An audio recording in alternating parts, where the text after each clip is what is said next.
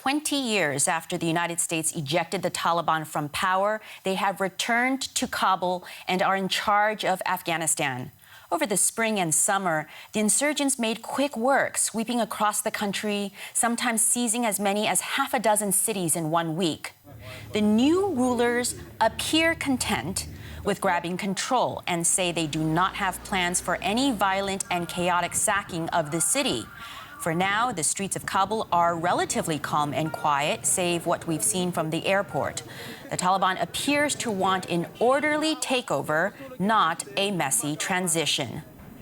That's exactly what Afghanistan's neighbors want too. They are watching very closely, with China saying it is ready for, quote, friendly relations. Here are comments from both Pakistan's foreign minister and from China's special envoy for Afghan affairs. The situation is fluid. It's evolving. In this situation, we have to talk and play our role very responsibly. God willing, Pakistan's role will be positive. We have clearly said that we have not intervened in their internal matters, nor do we have any such intentions. We do not have any favorites in Afghanistan. Afghan people have to decide about their future, whether it's Afghan Taliban or Afghan rulers. We also need to make sure that the chaos will not spill over into other countries. China, in particular, has a 90-kilometer borderline with Afghanistan, and they are our neighbors. So we hope that Afghanistan can achieve peace and reconciliation as soon as possible and stop the chaos and prevent the threat of terrorism from spilling over into neighboring countries. Peace, tranquility and security must be maintained. We have Andrew Small with us to talk about the regional implications of the Taliban takeover. He's Senior Transatlantic Fellow at the German Marshall Fund of the United States. Andrew, welcome to the program. Thanks for having me on. Now, we have Pakistan and China both clearly nervous about developments. They keep talking about peace. It seems like the American and NATO presidents all these years did buy that kind of security for these two countries. From China's perspective, the US security presence was kind of the lesser of two evils. They were concerned about a large-scale US military presence in their backyard, but they saw the benefits that particularly the kind of slimmed-down version had when it came to containing instability in the region and also going after specific terrorist concerns that China had in Afghanistan and some of the Pakistani border areas as well. They did ultimately want to see the US withdraw, but they wanted to see the US only stepping out at a point in which a political settlement had been reached. For Pakistan, it's a more mixed picture, I think.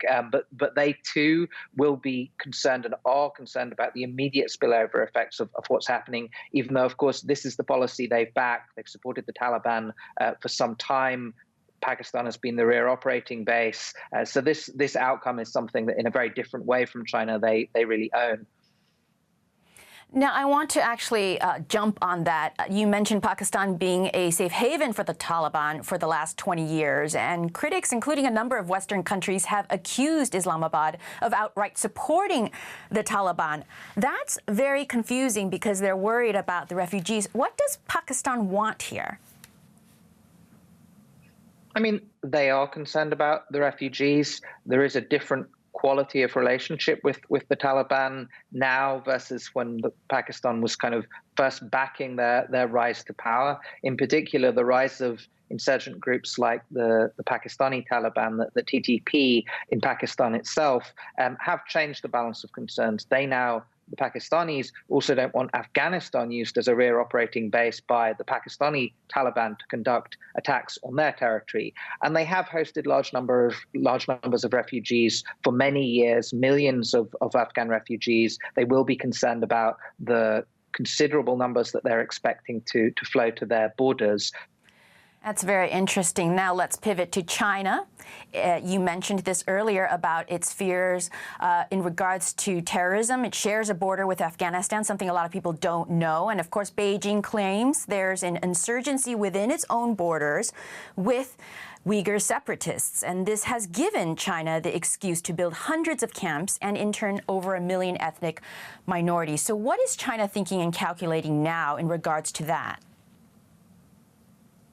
Well, the Uyghur question has really been the standing issue between China and the Taliban, going all the way back to the time that Mullah Omar and Taliban were lost in power in Afghanistan at the turn of the millennium, the late 90s. The main issue between them was always the question of whether there were Uyghurs, what China then called and still calls ETIM, being hosted in various ways by the Taliban on the territory that they control. If you look at the meeting that took place between Wang Yi and Mullah Baradar recently, if you look down the readout of the meeting, it's the same issues being raised 2 decades later. It's still about the relationship that the Taliban have with Uyghur groups, which again, China is still calling ETIM.